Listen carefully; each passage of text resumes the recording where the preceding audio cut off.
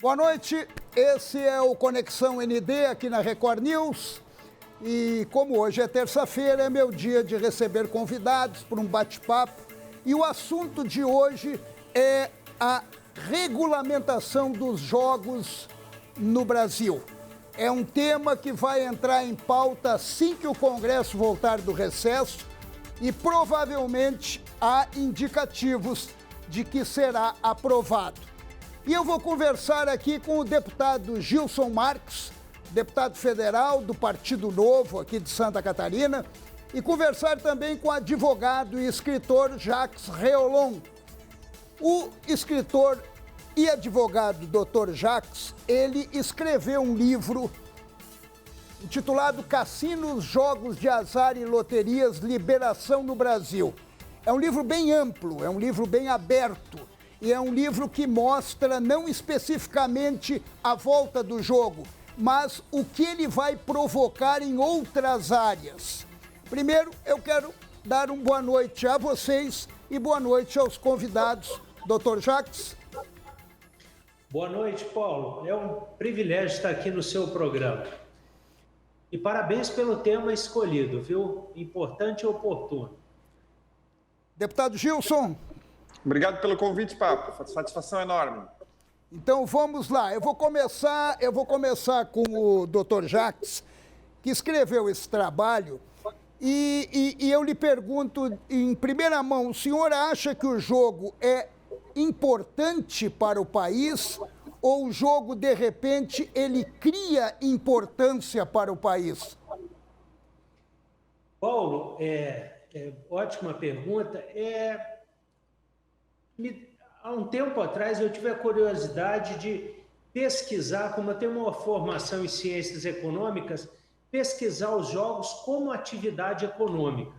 E aí eu pude pesquisar todos os projetos de leis que existem hoje na Câmara e no Senado e alguns modelos internacionais de jogos. E eu fiquei surpreendido como atividade econômica jogo, né? Vendo o jogo, tentando dar uma dignidade nessa atividade, ela poderia propiciar desenvolvimento econômico para o país, né? Crescimento econômico e desenvolvimento. Por quê? Porque a arrecadação também vai ser destinada à assistência social no país. Então, eu lhe diria que atividade econômica jogo, em todas as suas expressões, tanto os jogos nos cassinos, como as loterias, como outros tipos de jogos, eles atingem infraestrutura aeroportuária, rodoviária, aérea, serviços dos mais diversos serviços, máquinas, equipamentos, aí eu estou falando de produção industrial e etc. Então, ele diria que o país é importantíssimo, é um importante mercado para os jogos, e assim, se legalizado for, vai atrair muitos players internacionais, gerar muito emprego e renda no país. Também como atividade econômica jogos é muito importante para o país, para gerar emprego, renda e trazer dignidade para esses desempregados que hoje tem no Brasil, nós temos. Agora, o senhor falou agora há pouco, antes de eu perguntar ao deputado Gilson, o senhor falou agora há pouco que são recursos que serão direcionados à assistência social. Eu lembro que quando foi colocado em questão aqui os bingos, os bingos foram instalados no Brasil e depois, no governo Lula, se eu não me engano, em 91, acabou sendo extinto isso, era para o esporte. E houve um desvio completo nisso. Será que não vai acontecer a mesma coisa com o jogo? Pois é, Paulo, uma das preocupações na hora de escrever o livro, sempre com viés econômico e sobre o viés também do controle, dos órgãos de controle no Brasil, tribunais de contas, Ministério Público, polícia e órgãos estatais de controle. Você tem hoje mecanismos muito rigorosos de controle no Brasil. O controle hoje é muito informatizado, ele é muito mais eficiente. Então, o Estado brasileiro assim, tem um aparato de controle muito maior. Então, por exemplo, a lei que foi aprovada em 2018 na gestão do presidente Michel Temer sobre apostas esportivas, ela tem um mecanismo intenso de controle, uma destinação específica de verbas para assistência social. Então, acho que hoje esses desvios, eles seriam muito... poderia haver? Sim, claro, mas seriam muito mais fáceis de ser controlados pelo Estado brasileiro. E pela própria população, viu, Paulo? Deputado Gilson, o senhor é favorável, então, o seu voto será a favor da regulamentação dos jogos no Brasil? Com certeza será favorável, Paulo. Eu gostaria de abordar um aspecto diferente, porque o econômico está muito bem fundamentado. O aspecto moral. Primeiro que eu não concordo muito que não pode haver jogo no Brasil. Na real, o jogo de azar é monopolizado pelo Estado. A Caixa Econômica faz jogo de azar. O objetivo da lei é que mais pessoas, o setor privado, possa fazer também. E eu gostei da argumentação do controle feita pelo Dr. Jacques, porque descontrole há quando não há legalização, quando é criminalizado. E eu gostaria de fazer uma reflexão para os ouvintes. Por que o Estado pode fazer coisas que, se o cidadão comum fizesse, seria considerado crime?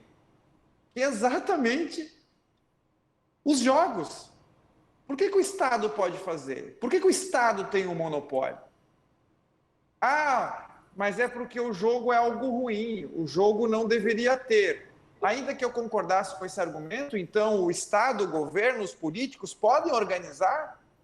E pergunto mais, em qual político, Paulo, você confia para decidir o que é bom ou não é bom para você fazer? Segunda pergunta, quanto você está disposto para os políticos decidirem isso por ti? Quanto você está disposto a pagar por eles? E esse político, hoje, ele está no poder? E se acaso tiver um outro político que você não gosta no poder, no futuro, você vai concordar com essa mesma regra? A verdade é uma só, nós estamos falando de liberdade, de poder político sobre os cidadãos, cobrar de maneira forçada de todo mundo para estabelecer regras que as pessoas podem cumprir, menos os políticos. Isso é imoral. Então, vencido o argumento econômico, muito bem falado pelo Jacques, existe um argumento moral, filosófico, que precisa ser abordado. A gente precisa passar a responsabilidade para o cidadão, sem contar que o argumento econômico é de exclusão social. Hoje, quem tem dinheiro, quem tem recursos, a classe social mais alta, pega o avião e vai para Miami, vai para outros cassinos, vai para o Uruguai jogar. Então, ela só exclui quem não tem condições financeiras. E isso quem faz é o Estado, são os políticos através de leis. Então, a melhor forma é fazer com que a liberdade seja passada para as pessoas e elas façam isso com responsabilidade, assim como bebida alcoólica, por exemplo. Agora, deputado Gilson, só para deixar bem claro, está freando muito a sua imagem está freando, mas o áudio está perfeito, deu para a gente acompanhar toda a sua linha de raciocínio. Enquanto o senhor vai ajustando aí para ver se a imagem pode ser recuperada, eu volto ao doutor Jacques, até para lhe perguntar, doutor Jacques, o senhor fez um argumento econômico, o senhor falou sobre emprego, o senhor falou sobre desenvolvimento, inclusive na área da infraestrutura, mas há um grupo dentro do parlamento que considera que é a destruição da família à volta dos jogos. E o deputado Gilson acabou de citar a questão moral. Qual a sua linha em relação a isso? Tem alguns projetos de lei, Paulo, na Câmara que são bastante interessantes. Eu acho que houve um processo legislativo que aprimorou bastante os textos no seguinte sentido. Então, por exemplo, o que poderia afetar a família? A ludopatia, que é o vício em jogos. E tem alguns projetos de leis que prevêem mecanismos, por exemplo, destinação de uma parcela da receita dos jogos para inibir a ludopatia. Veja, não é só um tratamento depois de instalado o vício, mas é um tratamento preventivo. Então, por exemplo, vedado o financiamento para os jogadores, né? Então, ele joga com aquele recurso que ele tem. Então, você evita o estímulo ao jogo. Tem uma comissão, a UK Commission, na Inglaterra, que agora, por exemplo, inibiu a publicidade de jogos em certa medida. Então, a legislação ela possui mecanismos para evitar esses efeitos maléficos dos jogos. Então, quer dizer, há no Brasil hoje um processo legislativo bem aprimorado e bem pensado nessa questão, viu, Paulo? Deputado Gilson, o senhor, ouvindo agora o doutor Jacques, em relação a determinadas leis que irão conter, de repente, problemas que podem advir do jogo. Um dos problemas que surgiu, na questão dos bingos foi a relação direta com o jogo do bicho, que vai ser legalizado também agora, mas o jogo do bicho com o narcotráfico, principalmente no Rio de Janeiro, com situações bem acentuadas de criminalidade. Isso não pode também evoluir aqui no Brasil com o cassino, com o jogo do bicho, embora legalizado? Veja bem, Paulo, isso é um mito, porque justamente a ilegalidade, junto com outras práticas ilícitas, seja a prostituição, seja narcotráfico ou coisa do tipo, ela acontece quando o ambiente não é regulamentado, quando o ambiente não é legalizado. E é interessante que as pessoas têm essa falsa ideia de que alguém ou alguma família vai ser prejudicada porque se descriminalizar vai sair para o jogo. Como se alguém hoje, sendo isso proibido, tem alguma dificuldade de procurar um bingo ou fazer um jogo do bicho. Hoje isso já é possível. Só que ele precisa estar à margem da lei.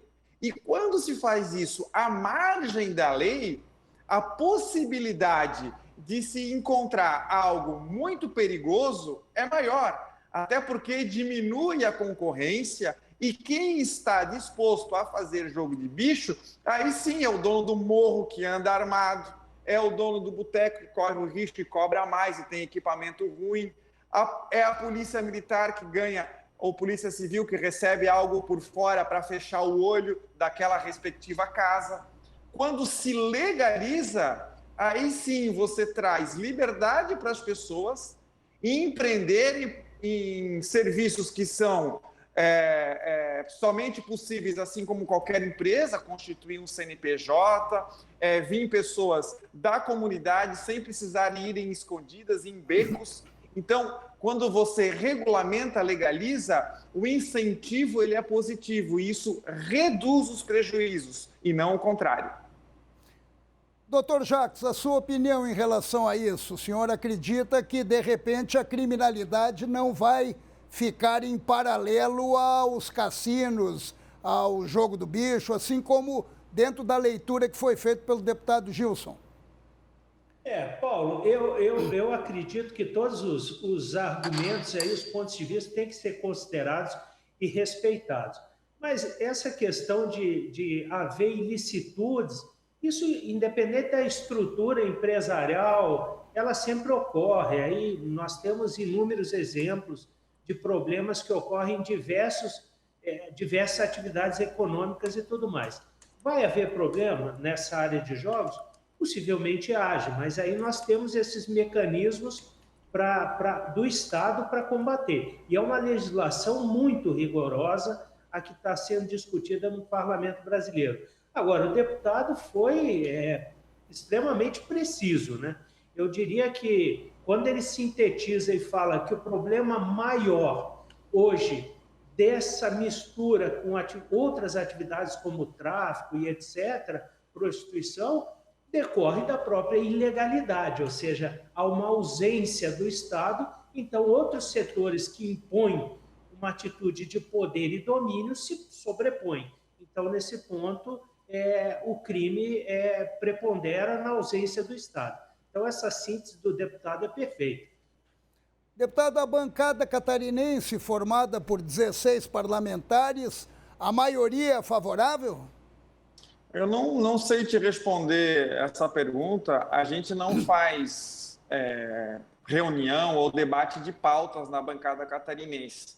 E como surgiu, apesar desse projeto, que é o 442, ser de 91, a gente não fez um debate com relação a esse assunto, mas eu tenho certeza que ela vai estar dividida. Eu mesmo, apesar de ser favorável ideologicamente com relação a esse projeto, ele tem alguns pontos que eu não concordo e acho que precisam melhorar. E a gente vai trabalhar para aprimorar eles. Tem algumas restrições que o projeto prevê, que foi lá aprovado na comissão especial, como, por exemplo, restrições geográficas, restrição ou limitação de investimento, se exigindo um investimento vultuoso para se iniciar um tipo de negócio, ou seja, essas restrições artificialmente colocadas pelo legislador pode fazer com que nós tenhamos um oligopólio do jogo, o que nós não queremos. O que nós queremos é justamente quebrar o monopólio do Estado,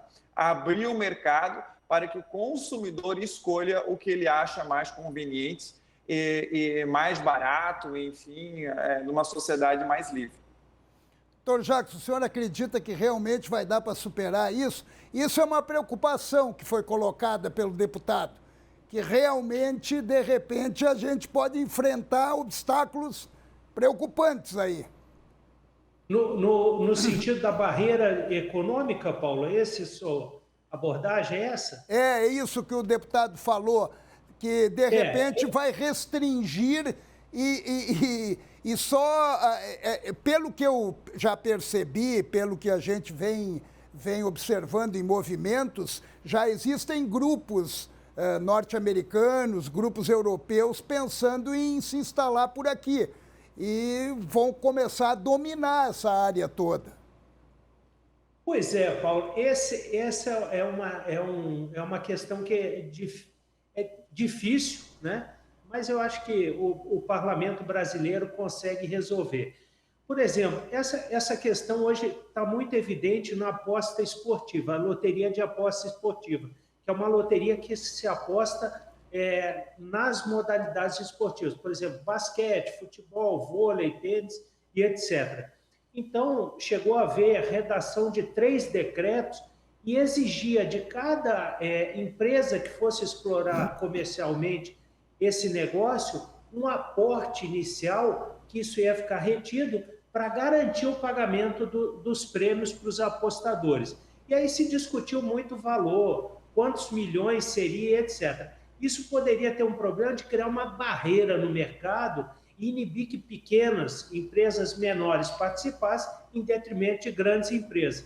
E eu acho que começou a se discutir, eu mesmo defendi, a questão de colocar um seguro em cada aposta para evitar essa barreira de entrada. Agora, como toda atividade econômica, isso exige um investimento elevado. Então, quer dizer, eu não posso ter também uma competição predatória.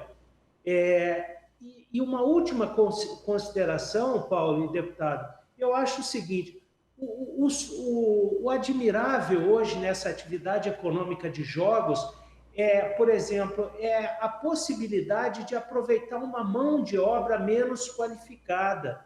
Então, quer dizer, eu tenho que ter um mercado vigoroso e competitivo. Por exemplo, veja os cassinos, eu vou empregar muita gente como vigilante, pessoal de limpeza, de conservação, manutenção. Então, é essa população que, principalmente depois da pandemia, precisa ser abraçada por esse projeto.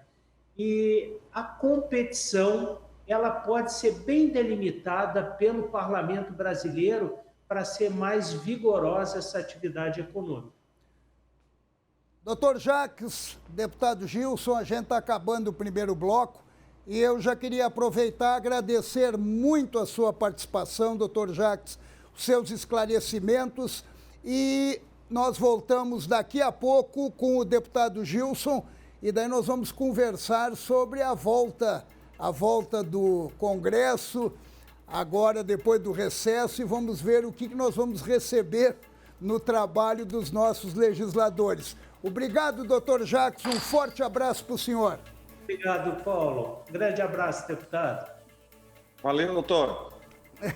E agora eu continuo esse segundo bloco na presença do deputado Gilson Marques, nosso deputado federal pelo Partido Novo. E, deputado, o que esperar do Congresso, do nosso parlamento e, mais especificamente, da Câmara Federal em 2022? Bom, Paulo, eu costumo dizer que hoje está sempre melhor que amanhã. Se tem algum conselho que eu posso dar, não espere nada do Estado, dos governantes e dos políticos. A previsão é sempre de piora. Em ano eleitoral 22, deve ser ainda pior para grande parte da população, aquela que paga a conta. Porque como é ano eleitoral, os deputados, os senadores, todo o executivo vai querer agradar setores, localidades, enfim, seja o enfermeiro, seja o produtor de violão, para ir lá no governo, para ir lá no parlamento pedir uma isenção fiscal, uma data comemorativa, enfim. E esses setores vão ser beneficiados, então, um privilégio específico e concentrado com o pagamento difuso, ou seja, quem vai pagar a conta é o servente de pedreiro, é o garçom. Por quê? Porque ele precisa dar benefícios a estilo dos R$400 para agradar quanto mais possível para ter viabilidade eleitoral. E isso se refere a todos os parlamentares, infelizmente. Por quê? Todo o objetivo e o foco e o trabalho da grande maioria é a reeleição. Infelizmente, Paulo. Pois bem, deputado, como é que o senhor classificaria, já que em 2018, quando a população foi votar, a imensa maioria votava com um sentimento de mudança. E eu, particularmente, acredito que o Congresso, o nosso Congresso, ele frustrou o eleitor. Ele frustrou e muito o eleitor. Na Câmara, de repente, nós vimos retrocessos, inclusive em matérias de combate à corrupção, inclusive alimentando a impunidade. Como é que o senhor classifica esse período aí desses 3 anos do Congresso? Eu tenho dúvida se realmente decepcionou a grande maioria, porque, infelizmente, Paulo, os eleitores são hipócritas, incoerentes. Desculpa falar assim, mas é uma verdade. Como é que você responde que 99% dos ouvintes, dos telespectadores, são contra as 5,7 bilhões, são contra a funda eleitoral, mas votam nesse mesmo percentual em políticos que esbanjam do dinheiro alheio para se manter no poder? Como você responde que os eleitores são a favor de combater a corrupção, sendo que apoiam, por exemplo, muitos deles, um presidente da Câmara à eleição que é duplamente condenado em segunda instância? Como você explica ter o Renan Calheiros, o senador, em 2018, sendo o mais votado no Alagoas? Então, primeiro de conversa, poderia dar muitos exemplos. O incoerente, infelizmente, é o eleitor. E aí, transportando lá para a Câmara, eles sabem que os eleitores, a grande maioria, pouco se importam com isso. E pouco se importando, o que eles fazem? É a teoria dos sentimentos morais. Essa teoria de Adam Smith, ela explica que os políticos estão muito mais preocupados com o mindinho do que a população brasileira inteira, passando fome, com necessidade, inflação, mesmo em tempos de pandemia e desemprego, estavam lá voltando, o aumento do fundão, PEC da impunidade, flexibilização da lei de ficha limpa, entre outros. Por quê? Porque o mindinho deles, infelizmente, é prioridade. infelizmente, é o que dói primeiro, é o que tira o sono, e não a população toda faminta que não para de trabalhar só para pagar imposto. Para quem não sabe, são 151 dias por ano, até maio a gente trabalha para pagar imposto. E 70% de tudo que se paga fica para a própria manutenção, e os 30% que sobra se escolhe para onde vai mandar e para quem vai receber. Isso sem falar da incapacidade e da corrupção. Então, realmente é alarmante, preocupante, está na hora dessa população se levantar, e isso é uma janela de oportunidade esse ano para ver se a gente consegue melhorar um pouquinho, para que a gente pare de se decepcionar tanto com os representantes como com os eleitores. Deputado, no momento que você me expõe que o presidente da Câmara já está condenado em segunda instância 2 vezes, ou seja, devia estar preso, né? Mas ninguém vai preso aqui. Inclusive, hoje já liberaram o filho do Lula. E eu lhe pergunto o seguinte, o projeto de prisão em segunda instância não vai passar nunca com um comando desse na Câmara. Eu sou o titular da comissão da prisão em segunda instância. Para começar, a PEC original dessa prisão já foi enterrada há muito tempo na CCJ. Ela foi substituída por outra que, na verdade, ela reformula todo o sistema recursal brasileiro. Ela acaba com os recursos porque o processo acaba em segunda instância. Ou seja, ela mudou um pouquinho para que não fosse tão ríspida, tão grave, digamos assim, para os vagabundos. O que acontece? Foi criada uma comissão especial para discutir essa matéria. No dia da votação, vários partidos se organizaram para adiar de novo, sem contar que ficou durante a pandemia inteira como desculpa fechada, sendo que outras comissões funcionaram. Quando não deu mais para adiar, foi marcado diante da pressão existente. Sabe o que os partidos fizeram? Eles indicaram 17 membros novos para substituir aqueles que eram favoráveis por aqueles que eram desfavoráveis. E aí, através de um pedido meu da comissão, o relator, que é o Fábio Tradi, e o presidente Aliel concordaram em retirar o projeto de pauta e agora está aí continuando a hibernação. Infelizmente é isso. Não tem possibilidade de ser aprovada nos termos que nós gostaríamos, o que é uma grande vergonha, porque só quem é poderoso, só quem tem dinheiro consegue fazer recursos quase que eternos buscando a prescrição e não serem presos, e ainda que sejam, eles conseguem depois, a exemplo do Lula, conseguir que os processos sejam arquivados, porque foram anulados por qualquer tipo de construção mental pelos ministros do STF e outros julgadores. Infelizmente, essa é a nossa realidade.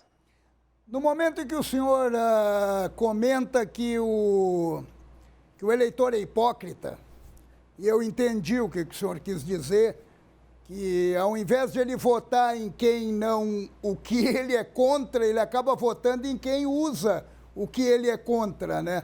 Então, eu lhe pergunto o seguinte, esse mesmo eleitor é o eleitor que, de repente, vota em quem é criminoso, ou quem foi condenado, quem foi preso e quem roubou o país. Com certeza. Como é que se justifica, Paulo, ainda que não se acredite em propaganda, em pesquisa eleitoral, que o Lula está em primeiro nas pesquisas? Como se explica isso? Como pode alguém ainda acreditar que ele é um ser bondoso, um ser capacitado e que ele tem condições de administrar o país? Ah, mas eu não acredito em pesquisa, ele não está em primeiro. Ainda assim, é um absurdo. Então, ele estaria em segundo, em terceiro. É um absurdo. Nós estamos falando de um presidente, de um gestor da nação. E no Brasil, o presidente da República tem 2 funções. Ele é o gestor e ele é o representante do Estado. É o cargo mais importante. Como pode? Como explica? Então, infelizmente, eu sou obrigado a dizer que o eleitor é hipócrita. E o eleitor do Lula, infelizmente, a grande maioria, ele é um eleitor silencioso. porque ele sabe que está errado, ele sabe que o Lula não é a melhor opção e ele não fala, poucos falam, poucos dizem. Então, por isso que um grande percentual de pesquisa dos votantes do Lula são eleitores silenciosos. E esses eleitores silenciosos têm muita força, infelizmente. Deputado, o foro privilegiado também está engavetado há mais de 3 anos, né? Não tem a mínima chance. Não tem a mínima chance. Sendo bem realista, não nessa legislatura. Eu sempre falo que nós temos uma oportunidade nova a cada 4 anos. E as pessoas confundem trocar deputados com trocar pensamento. O pensamento, por mais que trocou metade da Câmara, continua igual. Só mudou um pelo outro. Mas, por exemplo, o PT, todo mundo acha que elegeu um governo de direita. Para começar, quem governa muito mais que o Executivo é o Legislativo. A maior bancada do Brasil é do PT, com 52 deputados. Se somar a extrema-esquerda, que é PDT, PSOL, entre outros, mais o centro-esquerda, o Brasil é socialista. Essa que é a verdade. O Judiciário, representando pelo STF, defende justamente esta mesma ideologia. Então, se nós acreditamos de que isso não é certo, se os eleitores acham que isso é errado, a gente tem que parar de eleger esquerdista, votar em direita socialista também não funciona.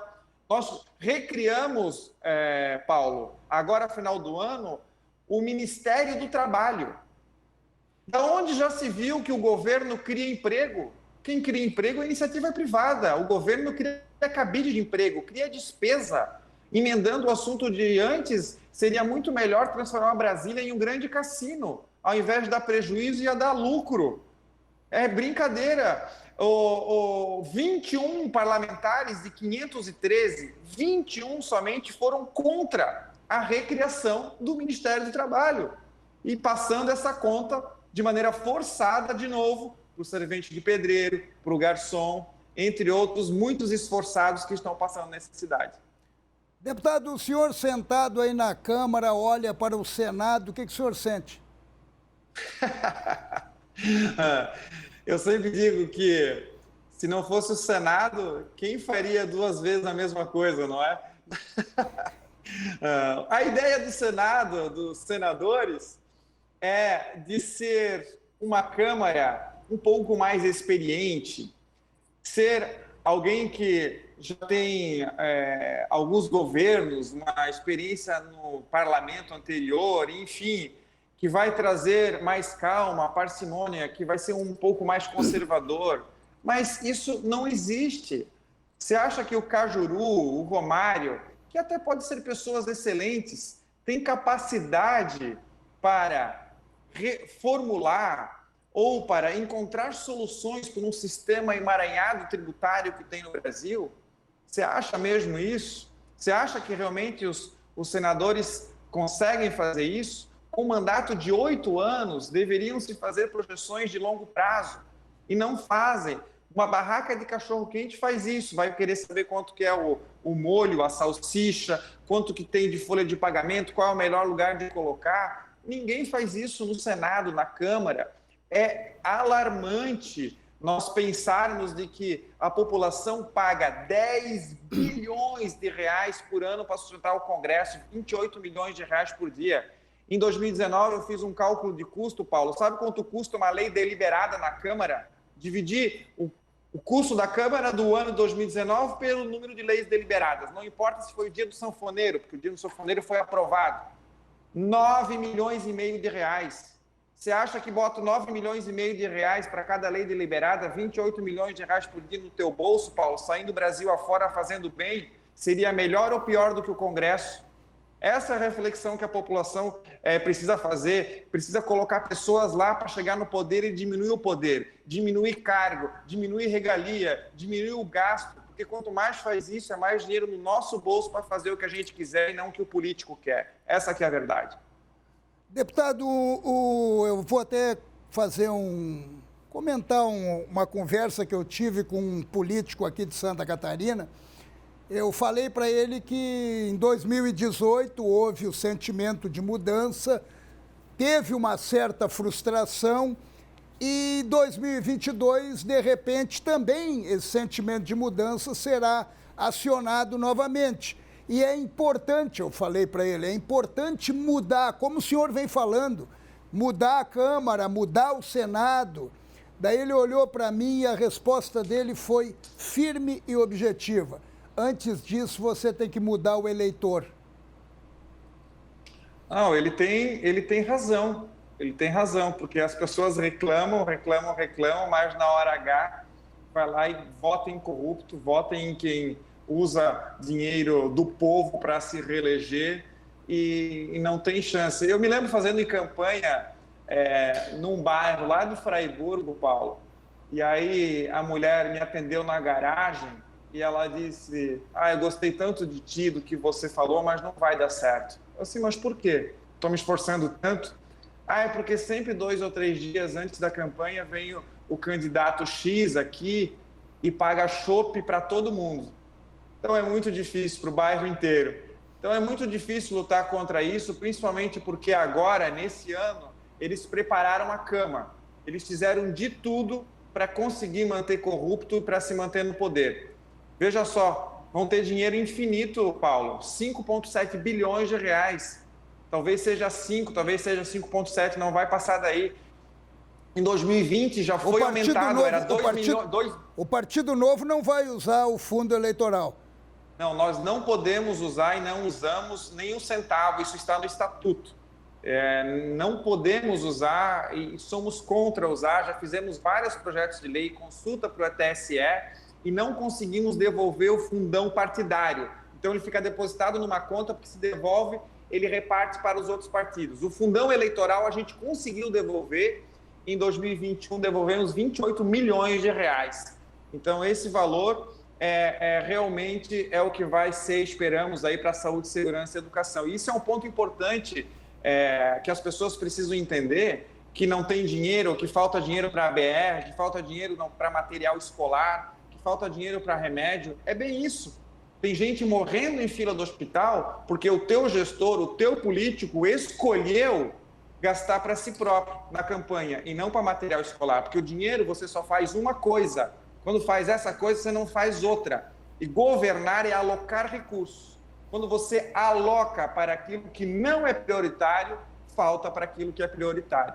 Essa que é a verdade. Então, quando um político que usa o fundo eleitoral diz que falta dinheiro, pergunta para ele para onde ele alocou, então. Pois é, dessa vez, com um fundão de mais de 5 bilhões, vai sobrar chopp aí nesse bairro que você andou aí. Deputado, muito obrigado pela sua participação aqui no Conexão ND. Eu agradeço, fiquei surpreso até da maneira incisiva como o senhor se coloca.